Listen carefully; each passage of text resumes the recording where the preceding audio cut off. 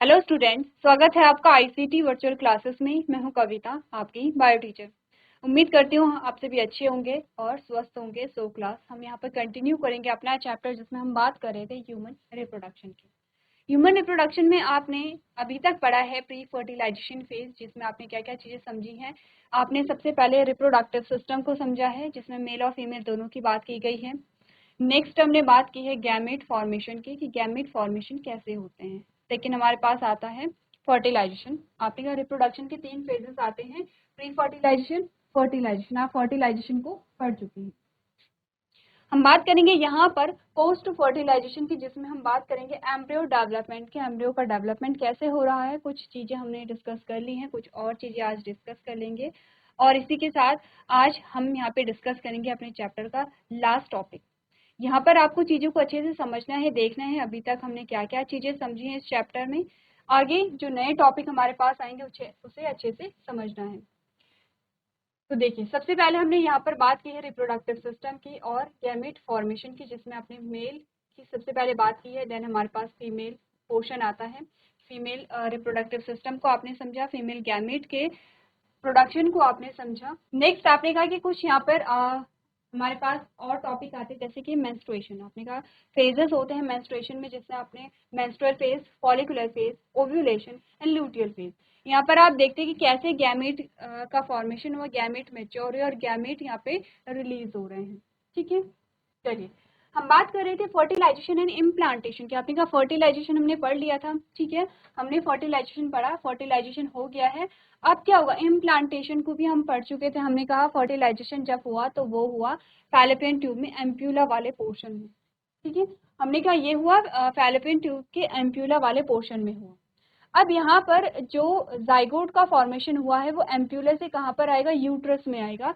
तो एम्प्यूला से यूट्रस में जो ट्रांसफर होने के प्रोसेस है उसे आप क्या कहते हैं, इम्प्लांटेशन कहते हैं। ठीक है, इसी के साथ साथ हमने यहाँ पर समझा था कि जो यहाँ पे लिंग निर्धारण हो रहा है, सेक्स डिटर्मिनेशन हो रहा है, वो किस बेसिस पे होता है। हमने कहा अगर यहाँ पर गैमेट का प्रोडक्शन हुआ, वो हैप्लॉइड हुआ, गैमेट यहाँ पर हैप्लॉइड है, यानी कि नंबर ऑफ क्रोमोसोम हाफ है। तो क्यों हाफ यहाँ पर हुए हैं, इसके सारे जो रीजंस हैं वो हमने पर देखे थे। चलिए, अब हम बात कर रहे थे यहाँ पर, एम्ब्रियो का जो डेवलपमेंट है वो किस प्रकार से हो रहा है। तो हमने क्या पढ़ा, the sex chromosome in the male gamete is factor that determine the sex of foetus. आपने कहा कि यहाँ पर जो मेल के क्रोमोसोम हैं वो डिसाइड करते हैं फीटस का जो यहाँ पर लिंग होगा, वो उसका निर्धारण किस पे डिपेंड करता है, मेल के क्रोमोसोम पे। As the female is X S, ovum will always carry X chromosome, however males are XY, therefore the male gamete can contain X or Y, hence half of all gametes और mail gametes carry X chromosome and remaining half carry Y chromosome। क्या चीजें बोली गई हैं जो हमने यहाँ पर क्या की हैं, एक्सप्लेन की थी, यही चीजें आपको बताई गई हैं। The zygote that carry XY would develop into a male while XX would develop into female. The zygote is divided by mitotic division which start it moves along the isthmus of the oviduct। अब देखिए, सबसे पहले थोड़ा बात कर लेते हैं। हमने कहा यहाँ पर जो लिंग निर्धारण की है, हमने कहा ये फीमेल है। फीमेल में आपने कहा क्योंकि होमोजाइगस कंडीशन होती है किसकी, क्रोमोसोम की, एक्स एक्स है, और ये फीमेल है और ये मेल है क्योंकि मेल में हेटेरोजाइगस कंडीशन है क्रोमोसोम की, दैट इज एक्स वाई। अब हमने कहा कि यहाँ पे मेल हुए या फीमेल हुए, फीमेल जो होगी वो हमेशा क्या करेगी, एक्स क्रोमोसोम ही पास करेगी, और एक्स क्रोमोसोम, एक एक्स क्रोमोसोम दोनों के पास होगा। ठीक है, चाहे वो मेल है चाहे फीमेल है। अगर फीमेल की बात करें तो फीमेल के पास 2 एक्स आ जाते हैं और मेल के पास एक ही एक्स आता है। तो ये जो एक्स क्रोमोसोम है ये हमेशा कहाँ से आता है, आपने कहा फीमेल से आएगा। अगर यहाँ पर मेल से भी एक्स क्रोमोसोम आ जाता है तो आपने कहा क्योंकि 2 एक्स हो गए हैं तो फीमेल होगी। अगर मेल से वाई क्रोमोसोम आता है तो आपने कहा एक एक्स तो फीमेल से आया था, एक मेल से आएगा, और यहाँ पर एक्स वाई टाइप का कॉम्बिनेशन आपने देखा, जिसमें आपने कहा मेल का प्रोडक्शन यहाँ पर हुआ है। ये तो एक बात हो गई। सेकेंड, हमने कहा कि यहाँ पर क्या होता है, इम्प्लांटेशन को बताया गया है। इम्प्लांटेशन एक्चुअली में क्या हुआ, देखिए,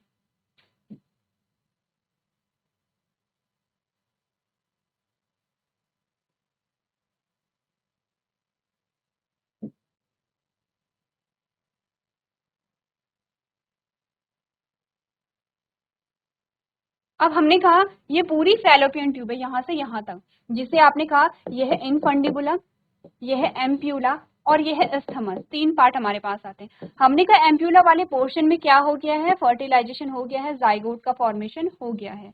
अब यहाँ पर आपने क्या कहा था, यूट्रस की 3 वॉल हमने पढ़ी थी, जिसमें आपने एंडोमेट्रियम के बारे में पढ़ा था। एंडोमेट्रियम कुछ इस प्रकार की होती है, ठीक है। अब हमने कहा ये जो जाइगोट है ये एम्प्यूला से कहाँ को आएगा, स्थमस आएगा, स्थमस की ओर आएगा। स्थमस से कहाँ की ओर जाएगा, यूट्रस में। और यूट्रस के बाद आपने कहा कि जो यहाँ पर एंडोमेट्रियम है इसके अंदर यहाँ पर शिफ्ट हो जाता है इस प्रकार से। अगर यहाँ फर्टिलाइजेशन हुआ है तो इस ओर होगा, अगर यहाँ हुआ है तो इस ओर हो जाएगा। तो यहाँ पर क्या हो गया है, ये ट्रांसफर हो गया है। इसी प्रोसेस को हम क्या कह रहे हैं, इम्प्लांटेशन कह रहे हैं, ठीक है। तो यही लाइन आपको यहाँ पर बोली गई है। क्या आपको बताया गया है, the zygote divided by mitotic division. Zygote में माइटोटिक डिवीजन होना शुरू हो जाएगा। We start as it moves along the stomach of the oviduct towards the uterus and forms 2, 4, 8 and 16 daughter cells known as blastomere। आपने कहा कि जैसे जैसे, क्योंकि जाइगोट क्या है, जाइगोट क्या एक सिंगल सेल है। आपने कहा जैसे जैसे आगे की ओर बढ़ा, यहाँ पर क्या हुआ है, जैसे जैसे ये आगे की ओर बढ़ेगा, आपने कहा यहाँ पर क्या होंगे, सेल स्टेज बढ़ेंगे, जैसे कि 2 से 4, 4 से 8 इस प्रकार से सेल बनती जा रही हैं। और आपने कहा कि यहाँ पर एट लास्ट आपके पास कितनी सेल आएंगी, 16 सेल स्टेज आती है, यानी कि 16 कोशिकाओं की जो स्थिति होती है, जो स्टेज होती है, उसे हम क्या कहेंगे, ब्लास्टोमेर कहेंगे। क्लियर है इतनी बात। सबसे पहले आपके पास क्या आया है, ब्लास्टोमेर आया है। सेकेंड हमने कहा मोरुला। सेकेंड हमारे पास क्या बनेगा, अब मोरुला बनेगा। आपने कहा the embryo with 8 to 16 blastomere is known as morula. आपने कहा जो एम्ब्रियो है जिसमें 8 से लेके 16 सेल्स हैं, 16 ब्लास्टोमेर्स हैं, 8 से लेके 16 ब्लास्टोमेर हैं, उन्हें हम क्या कहेंगे, मोरुला कहेंगे। तो आपने क्या पढ़ा, आपने कहा the oviduct towards the uterus and forms 2, 4, 8 and 16 daughter cells known as blastomeres. आपने कहा ये डॉटर सेल्स जो हैं वो क्या हैं, ब्लास्टोमेर्स हैं। और अगर यहाँ पर क्या हुआ, एम्ब्रियो में 8 से 16 ब्लास्टोमेर हैं, इस कंडीशन को आप कहते हैं मोरुला। पहले ब्लास्टोमेर्स बने, ब्लास्टोमेर से क्या बने, मोरुला बने। आपने कहा it continue its division as its moves further along the uterus. आपने कहा जैसे जैसे ये क्या होंगे, यूट्रस की ओर बढ़ेंगे, डिवीजन चलता रहेगा, क्योंकि जितनी ज्यादा सेल्स बनेंगे, क्योंकि है क्या, एक सिंगल सेल, वो क्या है, जाइगोट है, जिसे आप क्या कहते हैं, युग्मनज कहते हैं। उसी से पूरी बॉडी का फॉर्मेशन होगा। कैसे होगा, आपने कहा कोशिकाओं में विभाजन होगा, बहुत सारी कोशिकाएं बनेंगी, उन कोशिकाओं से ऊतक बनेंगे, फिर उनसे क्या बन रहे हैं, ऑर्गन बन रहे हैं, जैसे कि आपने छोटी क्लासेस में पढ़ा है। The blastomeres are arrange into 2 layers. अब क्या होगा, जो ब्लास्टोमेर है वो 2 लेयर में अब अरेंज हो जाएंगे, ठीक है। First is outer layer called trophoblast and the other is inner cell mass is attached to the trophoblast. अब ध्यान रखिए, आपने बोला कि क्या होगा, जो यहाँ पर ब्लास्टोमेर होते हैं वो अब 2 लेयर्स में, 2 यहाँ पर क्या होंगे, परतों में विभाजित हो जाते हैं। कौन कौन सी होती है, जो बाहर की परत होती है उसे ट्रोफोब्लास्ट कहते हैं, ठीक है। और ट्रोफोब्लास्ट के अंदर वाली एक और लेयर होगी, तो हमने क्या बोला, and the other is inner cell mass is attached to trophoblast. जो इनर सेल मास होगा वो ट्रोफोब्लास्ट से क्या होगा, अटैच्ड होगा, ठीक है। अब ट्रोफोब्लास्ट हमारे पास आ जाता है। हमने कहा trophoblast layer when attached to the endometrium of the uterium. आपने कहा क्या होगा, जो ट्रोफोब्लास्ट है, the trophoblast layer then attached to the endometrium of the uterus. तो सबसे पहले क्या हुआ, आपने कहा ब्लास्टोमेर बने हैं, ब्लास्टोमेर 2 लेयर में अरेंज हो गए हैं, ट्रोफोब्लास्ट और इनर सेल मास। अब मैंने कहा कि ये जो यहाँ पर जो जाइगोट था ये क्या होगा, एंडोमेट्रियम में एंटर हो गया। तो सबसे पहले कौन एंटर करेगा, क्योंकि आउटर लेयर कौन है, आपने बोला ट्रोफोब्लास्ट है, तो क्या हुआ यहाँ पे, ट्रोफोब्लास्ट ने क्या किया, एंडोमेट्रियम में एंट्री कर ली है। इसी को आप क्या कह रहे हैं, इम्प्लांटेशन कह रहे हैं, ठीक है।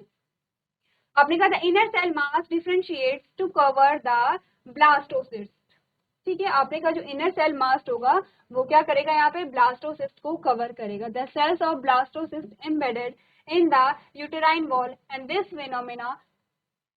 phenomenon is called implantation which leads to pregnancy। आपने कहा कि यहाँ पर क्या होगा, ये जो जाइगोट है, जो डेवलपिंग जाइगोट है, ठीक है, या फिर जैसे आपने कहा ब्लास्टोसिस्ट है, ये क्या हुआ, अब यहाँ पर एंडोमेट्रियम में जब अंदर चला गया है, इस कंडीशन को, इस प्रोसेस को हम क्या कहेंगे, इम्प्लांटेशन कहेंगे। अब यहाँ से प्रेगनेंसी स्टार्ट हो गई है, ठीक है। अब इसमें क्या होंगे, फर्दर डेवलपमेंट होंगे, क्योंकि मेजर डेवलपमेंट होना अभी बाकी है।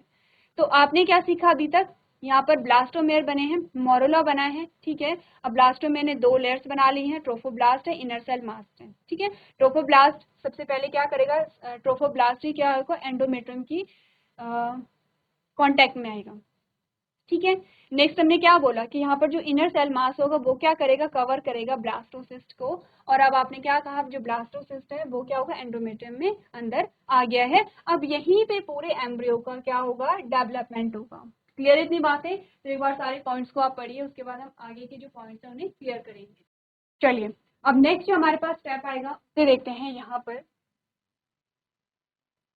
पर हम देखेंगे प्रेगनेंसी एंड एम्ब्रियोनिक डेवलपमेंट को समझेंगे, ठीक है। क्योंकि हमने कहा कि जैसे यहाँ पर इम्प्लांटेशन हुई वैसे यहाँ पर प्रेगनेंसी स्टार्ट हो गई है। अब यहाँ पर आपको अलग अलग स्टेप्स दिखाए गए हैं, जैसे फर्टिलाइजेशन यहाँ पर हुआ, देन क्या बना, जाइगोट का फॉर्मेशन हुआ है। जब जाइगोट यहाँ पर बना तो जाइगोट में क्या होगा, जब जाइगोट बना था तो वो सिंगल सेल थी, ठीक है, सिंगल। और कैसी सेल थी, डिप्लॉइड सेल थी। अब आपने कहा इसमें जब डिवीजन हुए तो एम्ब्रियो 2 सेल स्टेज यहाँ पर आई है, 4 सेल स्टेज आई है, फिर 8 सेल स्टेज आई है, फिर आपने कहा मोरुला यहाँ पर बना है, ठीक है। क्या बोला था, मोरुला क्या होगा, जब 8 से लेके 16 ब्लास्टोमेर होंगे तो उस स्टेज को हम क्या कहेंगे, मोरुला कहेंगे। आपने कहा यहाँ पर जो ब्लास्टोसिस्ट थे वो क्या हो गए हैं, 2 लेयर में यहाँ पर कन्वर्ट हो गए हैं। यही हमने पढ़ा था, अगर आप प्रीवियस लाइन को पढ़े तो हमने क्या बोला था, यहाँ पर आपने बोला था it continue divide as is move further along the uterus. The blastomeres are arranged into 2 layers. आपने कहा जो blastomere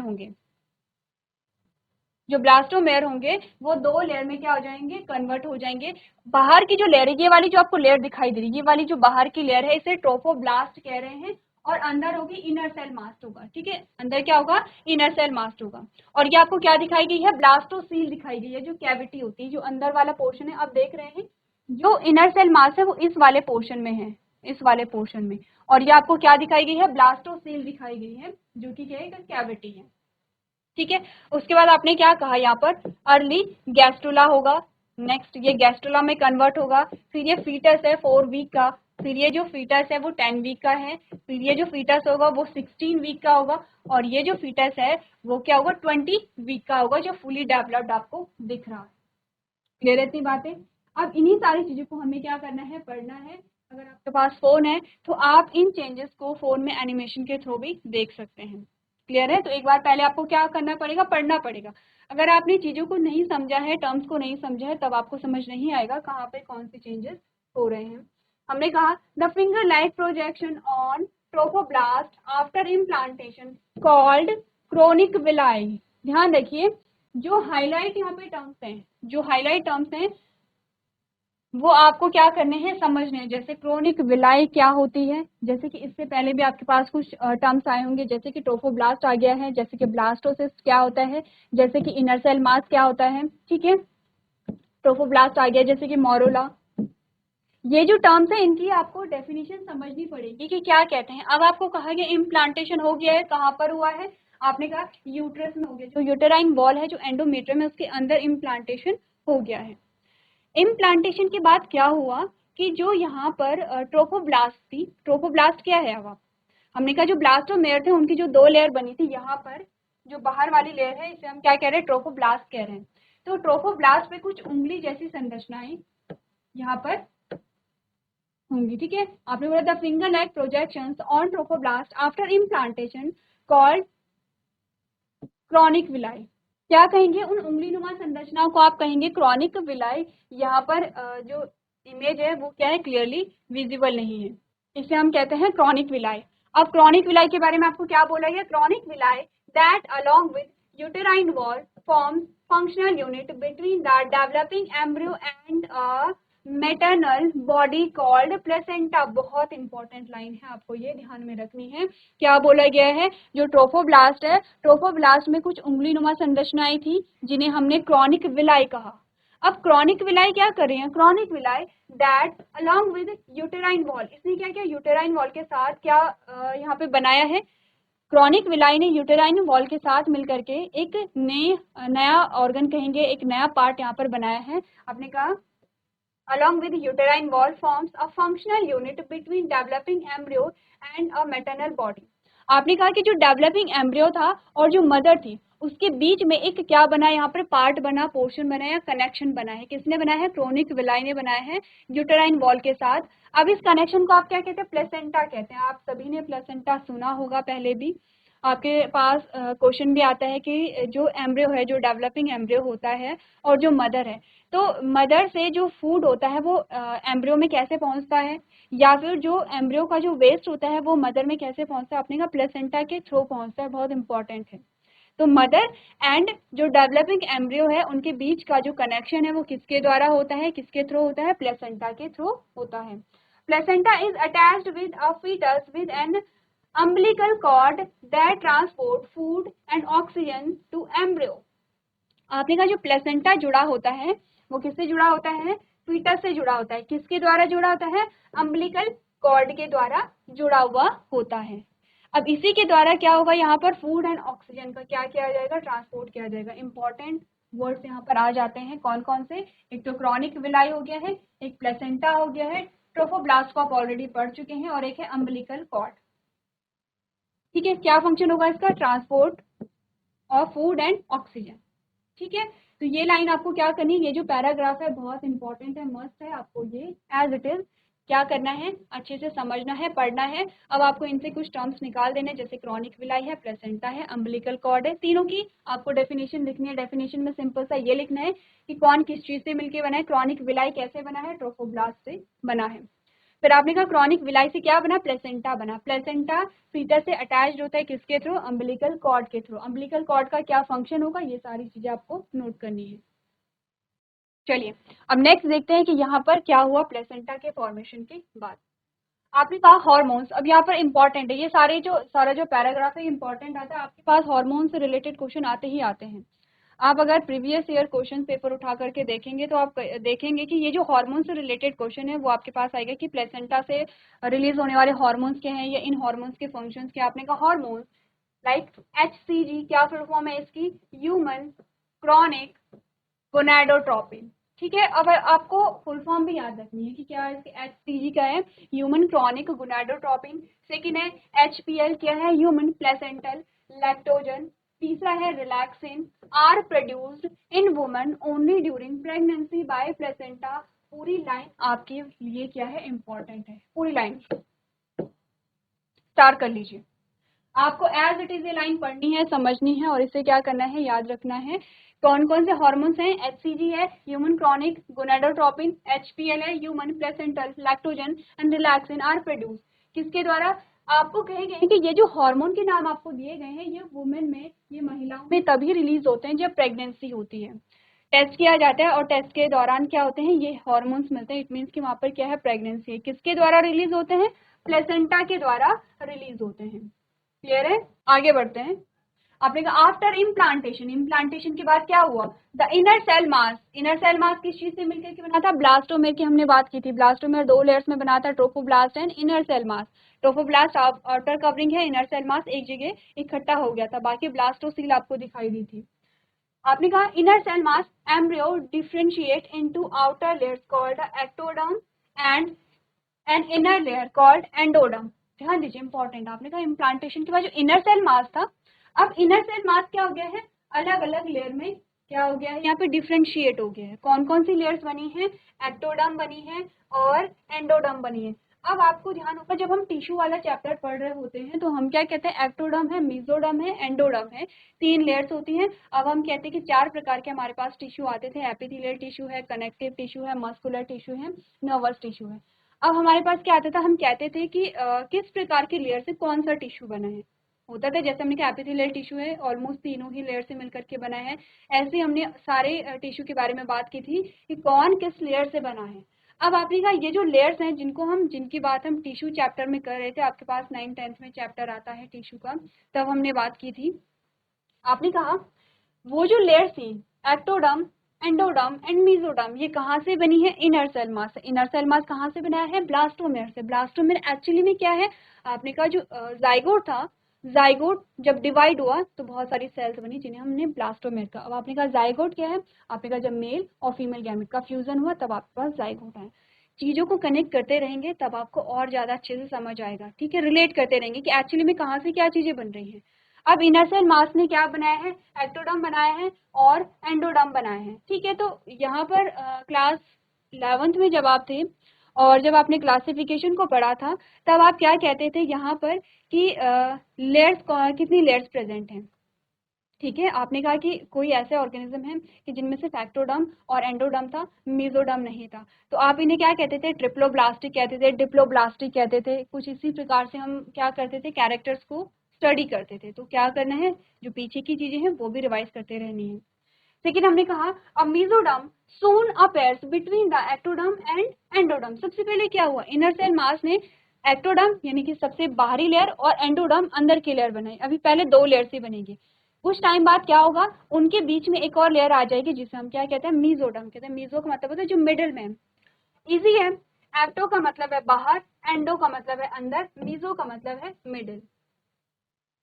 These three layers give rise to all tissue organs in adult. आपने कहा